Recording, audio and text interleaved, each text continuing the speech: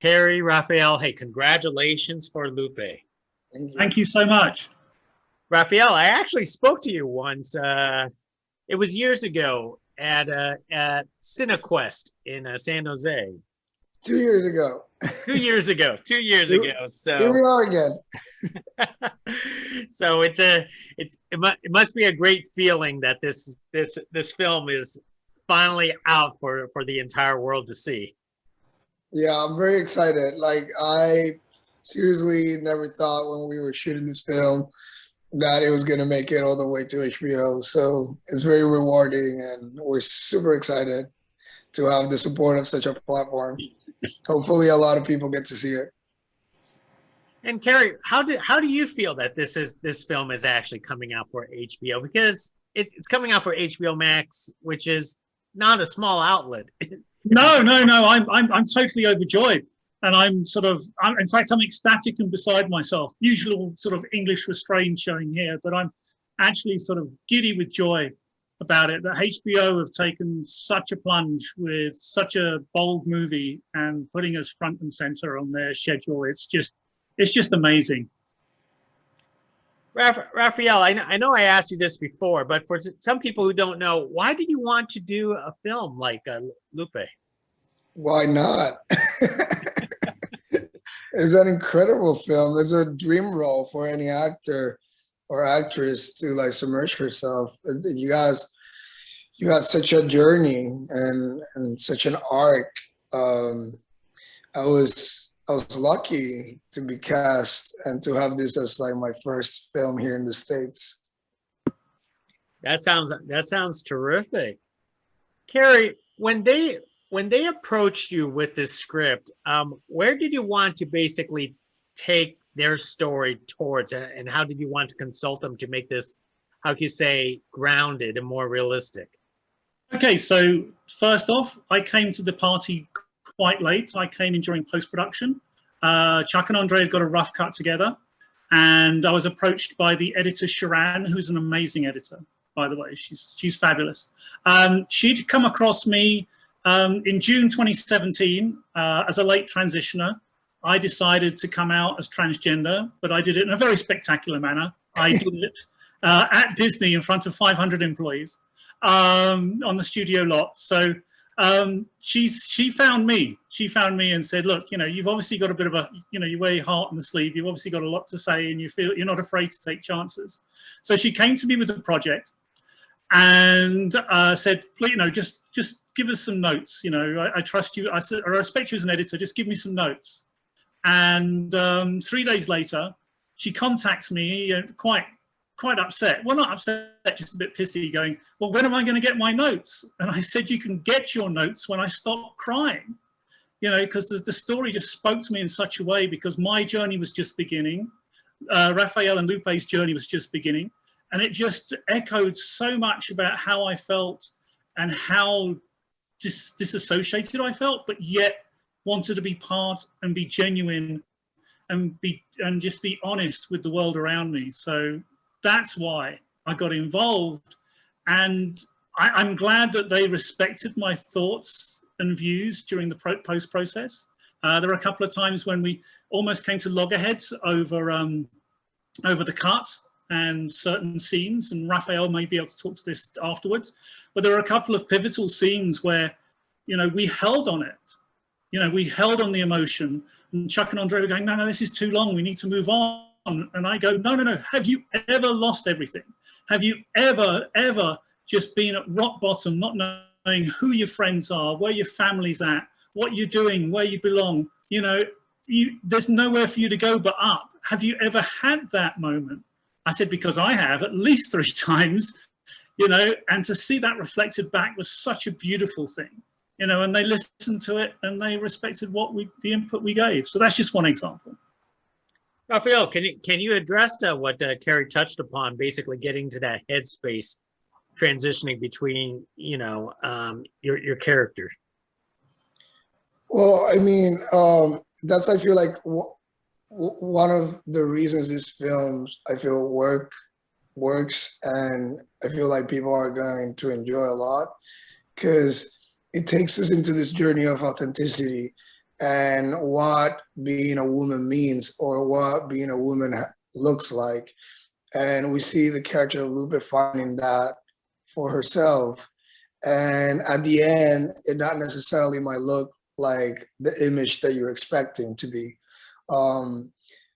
Because womanhood and femininity is infinite, and can be seen and can be felt in many different ways. And like, I feel like Kerry can keep talking more about this, but you know, this idea that we have to pass, that we have to look a certain path apart, just for others, you know, it brings a lot of suffering for a lot of people. And this not only for the trans community, this also for cis straight women, or like gay men, you know, oh, I'm not masculine enough, or I'm not feminine enough, or not, you know, like this concept of what we have to look like, and at the end of the day, what is authentic for us.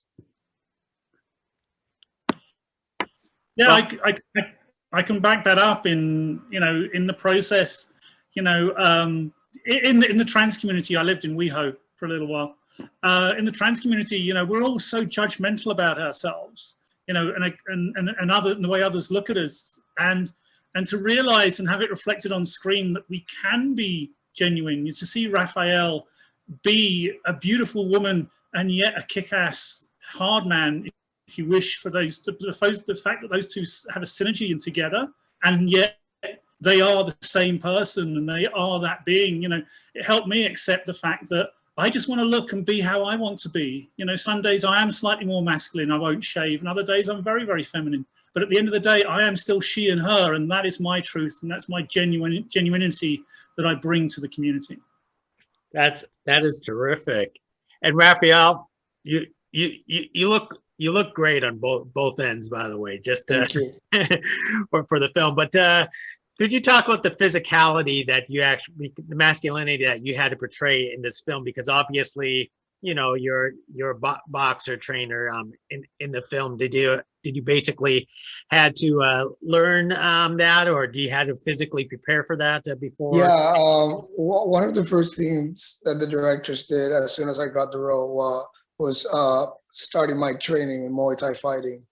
So for I think like a month and a half, I trained in a gym, and the actual gym that we shot all the gym scenes was a gym that I trained for like almost 2 months, and that was really fun.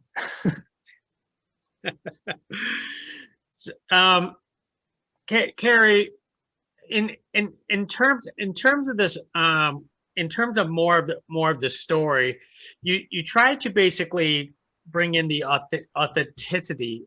What were the major changes from the original story that you basically advised them to make it more grounded for it? Okay, then. So I had the benefit of not actually seeing a script, nor did I see all the rushes.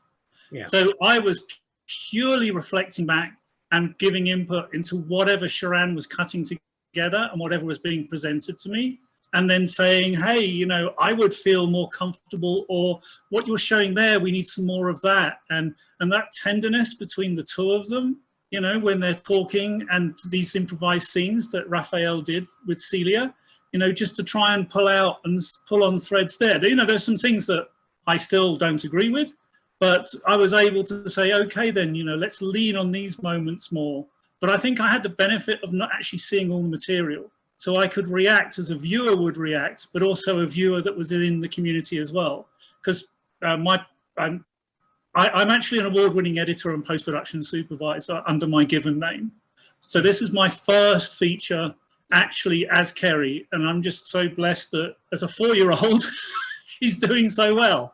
You know what I mean? And I've not had to lean on my past, yet they respected that I know how to cut, and I know how to tell stories, and I know how to bring passion to the screen. So that's what I did. I really do think the fact that I didn't have any preconceived conception of how the project should be before I saw it, I was able to give a truly honest and reactionary level of input to the film. That is great. And for both of you, what did you guys think about what do you folks actually think about the romantic or the lack of romantic struggles for Lupe in the film, because it wasn't a story of him just looking. She was looking for his, her sister, but it was basically trying to find the identity and love within herself. Yeah. I will talk to this from first-hand experience. The scene where Lupe's flirting with the individual and she wishes to say something and wants her voice to be heard, but we're afraid to open our mouths because we're going to give ourselves away. We're going to we could like literally scupper and destroy a relationship with one vowel.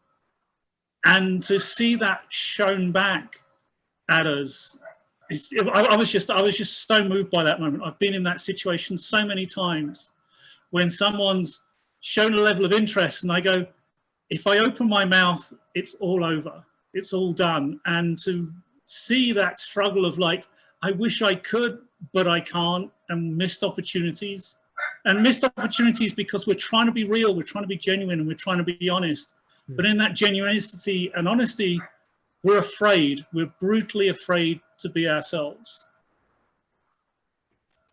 Well, Rafael, you did a terrific job displaying those emotions throughout the entire film. Thank you so much. Let me leave with one more thought for a film like this was what was the ending, because the entire purpose of Lupe in New York was to find the sister. Did you guys find that the ending was most satisfying, or did you feel like there was more to leave? Like, well, because I feel like what the ends kind of like loops to is like she was finding for her sister, but she ends up finding herself. So that's very powerful. And the movie in itself is a slice of life. We don't know what happens next. We don't know if they'll run into each other in the future. They both are aware that they are in New York City. And that's why I feel like that end is so beautiful. It's like, next time you find me, like, my name is no longer this, my name is this. It's like reclaiming that identity, and that in itself is power. When you're able to reclaim who you are and let go of the ideas of who you were. And I cannot wait to see people's reactions to our movie.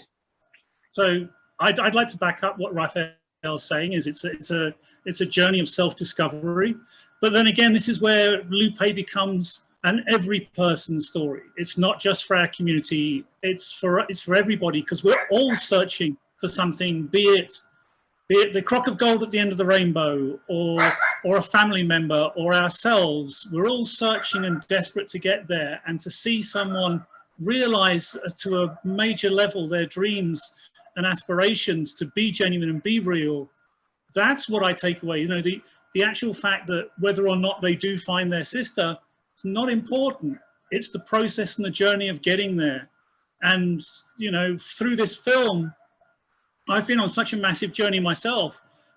Doing these press and the film coming out on HBO and using it as a platform to tell our story to the communities and others, it's allowed me to tell this story to my children. I've been estranged from them for 4 years, and doing this press allowed me last weekend to actually reach out to them, say, hey, your dad's actually done another movie. I've not done a movie for a while, but here I am, I'm doing another one, and engaging them with the conversation to finally come out and to them as transgender. And we did a video call for the first time in years. And it's just beautiful that you can use something that's a great piece of art, a great piece of story, to open other doors and move on and be real and be genuine. Thank you, HBO. Thank you. Well, it is a beautiful story, and everyone should actually definitely most check it out on HBO. Let me leave with one more thought, because obviously we are speaking virtually because of the world is under a global pandemic right now. So how are you two staying sane and creative during times like this? Who wants to start? I'll let Rafael start. I myself have completely submerged myself into my writing. This past year has been a really productive one for myself, for my own projects and my passion projects. I lost my job because of the pandemic.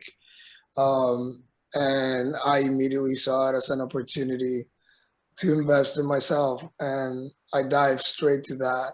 I finished writing my first screenplay, which I'm really excited. So hopefully you'll have another movie, another beautiful queer story coming out. And all that was because of the pandemic. I felt like I also was able to dive deeper into friendships and relationships in a way that I feel I've not been able to do before. This experience has been very hard for many of us, but there has also been a lot of beautiful things that have come from it. And I feel like I've been very good in focusing on those things. Oh, excellent. Kerry? Oh, me? I'm one that doesn't turn down a project, and I never say no because I'll always learn something from a project. But I've been very fortunate, not fiscally, but I've been very fortunate to stay busy. I'm editing a documentary about Alexandra Chandler, the first ever transgender individual to openly run for Congress, telling her story. I've also been approached by an all-female team, which is just such a joy for me to be trusted with a project around gender-based violence in Uganda. They specifically wanted all women, and I'm currently an assistant editor on that, getting that ready. And they just took such a gamble with me, and I'm just so overjoyed. And then obviously reading Rafael's script right now, to see if I can take that somewhere else. You know, and I have a couple of other scripts. Yes. Yeah, no, of course. Hey, this is a dream team here. This is a dream team. We're coming for all of you. That's it. And I've had a couple of other scripts thrown at me as well, which I've given notes back on one. So sorry I'm late with yours, Rafael, but you will. Oh my God, I sent it to you literally Friday. You're good. So yeah, we're all keeping busy and we're all supporting each other. How about that? Sisters together. That is great to hear. You know what? Hey, thank you for speaking with me for Lupe. And Thank you. Rafael, you're going to have to contact me and so that we could talk about this new beautiful movie that you're going to come. Thank you. I will. I would love to. Excellent. Next time. Thank you, Gig. Thank you. Bye-bye. Bye-bye.